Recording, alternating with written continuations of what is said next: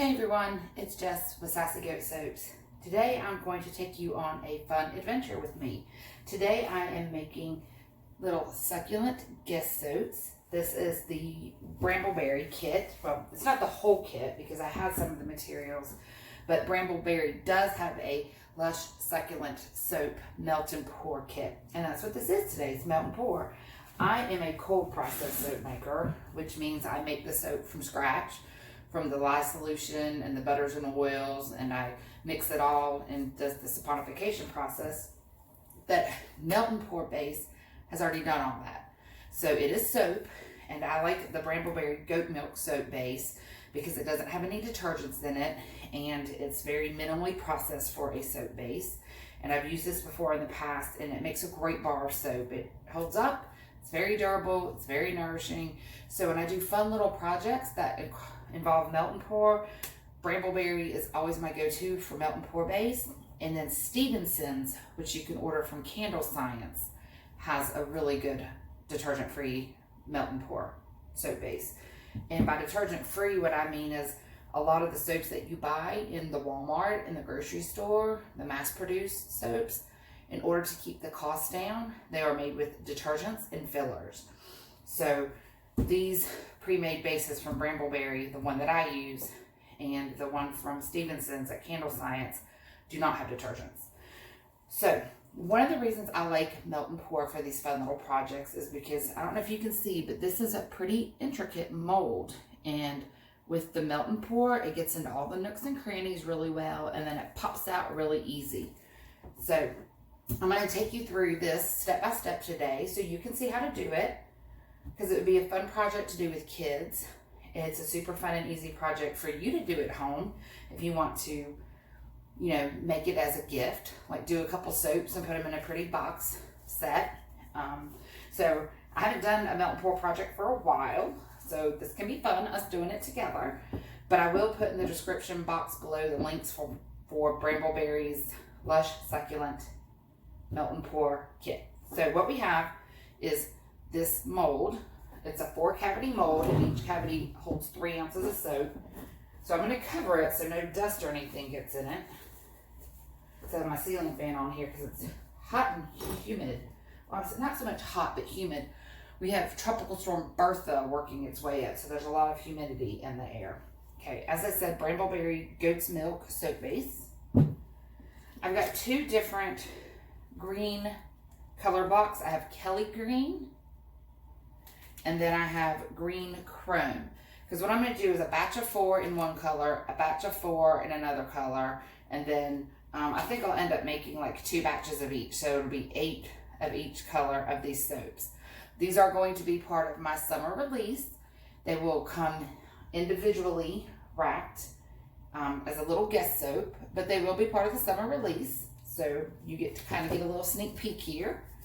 And I'm using this Lush Succulent, is the fragrance oil. It's out of one of their collections, but it says discolors to none in cold process, behaves well in cold process. But we're not doing cold process, but anyway, if you want to use it in cold process. And it smells so green, so fresh. If you've ever been to a zoo and you've walked into the exotic bird display, and it's got that lush tropical kind of scent, that's what this smells like to me. Anyway, and then I'm using agave extract, which will add just a little bit of niceness to this soap. So, because this is a pound, and I've done my recipe, so I'm going to explain to you a little bit how the recipe works so you understand this. There are 4 3-ounce cavities, so that's 12 ounces. But you don't need 12 ounces of the melt and pour base because you have to account for the fragrance oil and any extra liquid that you're putting in. So for this, because it's just a small batch, because I only have the 1 mold, I only need 0.25 ounces of the fragrance oil and 0.4 ounces of the agave extract per 4 ounce. So you take the 12 ounces total that you'll need, minus the 0.4 and minus the 2.5, And that means I need 11.3 ounces of melt and pour soap, because those three, the melt and pour, the extract, and the fragrance oil, add up to the 12 ounces. So just remember that when you formulate any recipe that's melt and pour, you have to account for the fragrance as well as any additional liquid that you put in. And Brambleberry has got some excellent videos in soapqueen.com on melt and pour and how much of what extracts you can add to what. So I encourage you to go to those two, Brambleberry and then soapqueen.com. And I encourage you to watch her videos of melt and pour, something you're interested in.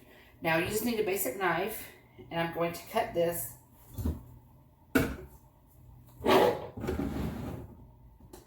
into cubes to make it more easily meltable. Because what you do with melt and pour soap base is you melt it. Goodness gracious. Told you I got these little fuzzies just floating around. And I just cleaned my studio too. You melt it in 30-second bursts until it's melted. And you want to check, because each melt and pour has a heat point that needs to be heated up to. Otherwise, it'll just be gloopy, but you don't want to overheat it. So there is a little bit of perfecting to heating it up. So you don't overheat, but you don't underheat.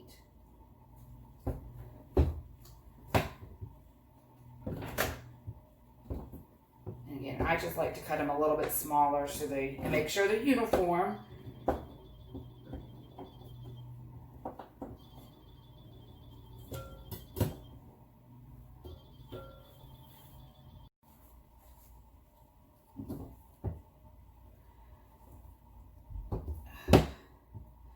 This would definitely be a fun project to do with kids. An adult would need to cut this melt and pour base.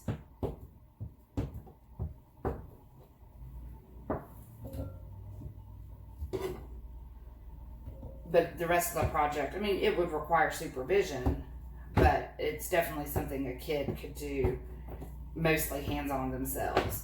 So this would be neat for kids to do for, grandma or an aunt and uncle, for Mother's Day or birthday or for Christmas.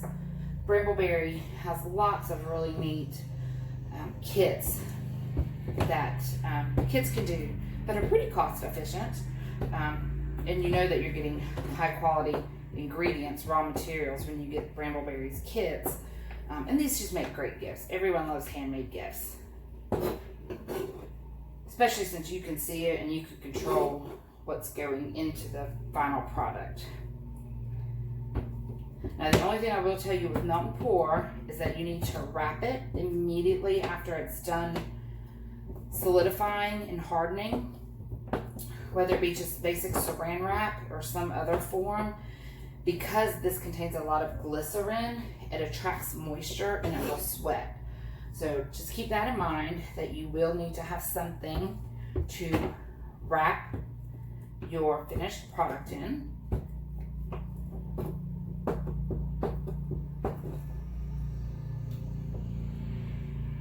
I don't know if you can hear the lawnmower outside, but our HOA takes care of our yards, and I guess they're cutting grass today before the rain sets in.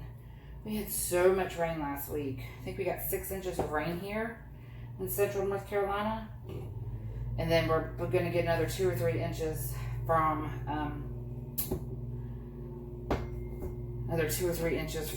this tropical storm Bertha. This is the second one we've already had. That rain last week was from a little tropical disturbance. Whoops, okay, so I need 11.5. There we go, 11.35, 11.35. So I'm going to put this off to the side because I will have to go get my saran wrap and rewrap this back up to store. But I'm going to go ahead because I'll have to go downstairs. I don't have a microwave in my soap studio because we just moved in and my other microwave died.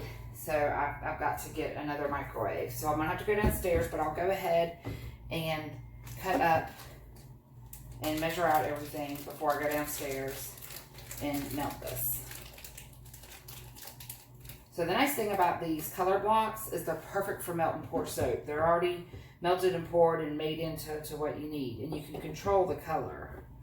And what you just do is you put this into the base once it's melted. So, and you always start with a little bit of color because you can add more, but you can never take color out. So again, I just kind of cut them small. So I'm just going to leave it like that because I don't know how much color. I think that's going to be enough for this. Well, yeah, I think that's going to be enough for the small amount that I have.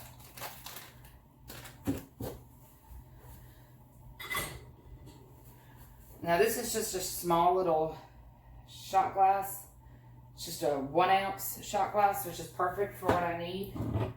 So I'm only doing 0.4 and 0.25. So for the agave extract, it's 0.4 ounces.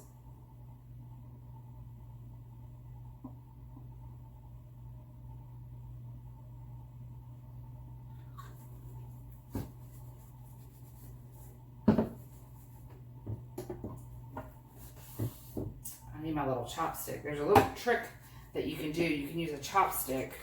Actually, I can use this little popsicle stick on the side. You hold it on the side and this will help pour it. So I need 0.25 ounces. This way it won't run down your bottle. It'll run down the stick.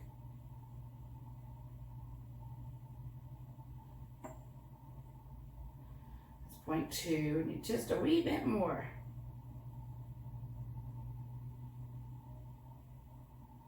There we go. And when you're working in such small increments, it's precise. Okay. So now we have our agave extract, our Lush Succulent fragrance oil, and our color block all ready to go. Our melt and pour. I won't need my scale anymore.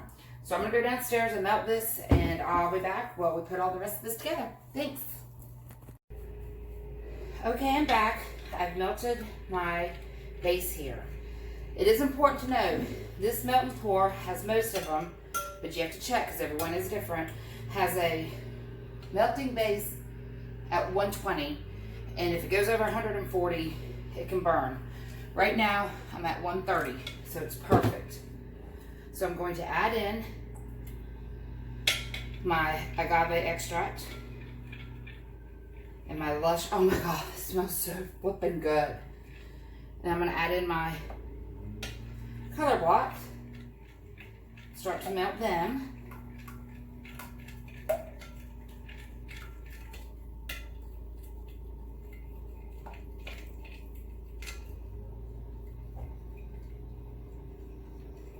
Okay, come on, little color blocks.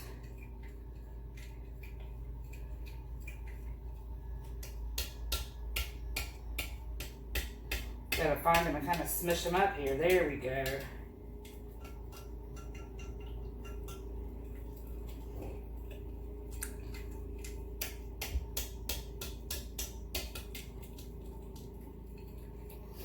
Oh, I just can't get over how flippin' amazing this Lush Succulent smells. This is a perfect summertime. Bright and fresh and green, and I want this to be a little bit darker. You know what I'm going to do? I'm going to put these in this little shot glass. I'm going to kind of smush them up because they're not acting the way that I want them in here. They're not really melting. I've never used this color block before, and they're not smushing up in there either. So we'll just keep rolling. Just keep finding them and smushing them against the side and stirring and stirring and stirring.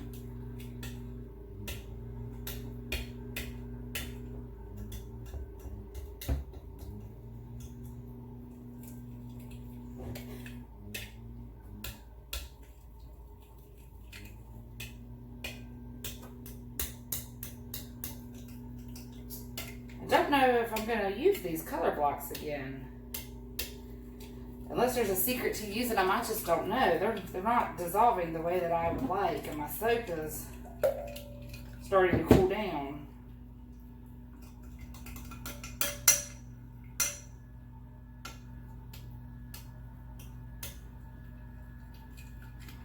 I've always used just mica. Maybe I'll just use mica in the future.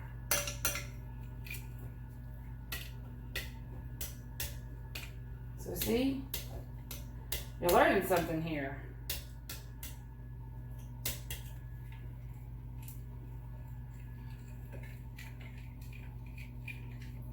Okay, I'm actually going to go downstairs. I'm going to heat this for about another 10-15 seconds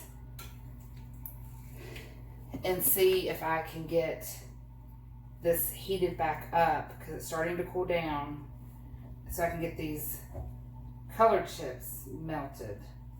Because right now it's not working the way that I would like at all. The color's not dissolving and blending, which it's supposed to, because in Anne Marie's little video, that's what it did. So I'll be back. Sorry. Okay, so I've gone downstairs and I've melted this and stirred and stirred and stirred. I'm going to have to do some more research on using color block, because I've never used it before. I told you I don't do very much melt and pour. But that was a little bit more difficult than just a simple project. So, here we go. I'm going to pour these.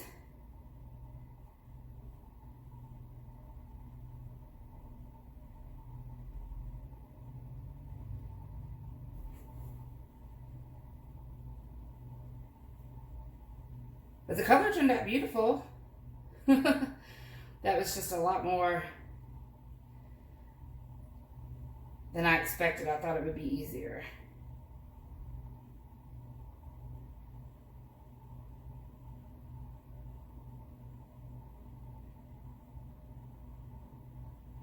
And this worked out perfectly. These all are filled just right.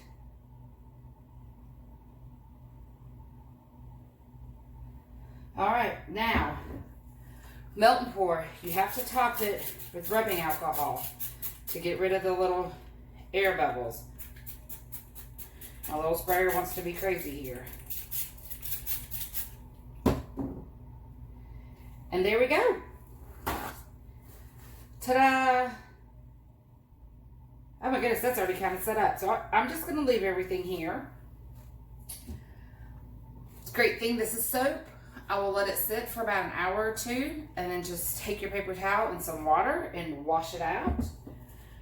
These will probably need to sit here and dry for 3 to 4 hours. Then I should be able to pop them out of the mold. And during that time, I'm going to go do some research on the best way to use color block and melt and pour. And I will link Brambleberry's Succulent Melt and Pour Kit link. And then a link or two about using color block or using mica and melt and pour, so that will help you guys. So see, in soap making, even a simple little project, things don't always go the way you think, but it's fun. That's part of the creative process, and you learn. And that's one of the reasons I do these videos for you guys, so you can learn. So when you want to do a project, you've already seen someone have the issue with the color block not melting right and having to go reheat it, and learning little things about the temperature to do the melt and pour, because you don't want to go over 140 or it can burn the soap. So I hope you learned something. If you like this, check me out on Facebook and Instagram at Sassy Goat Soaps. And then my website is sassygoatsoaps.com. And then you can always subscribe to this channel so you can get more tips and tricks and see new things coming up. Thanks, guys. Have an awesome day.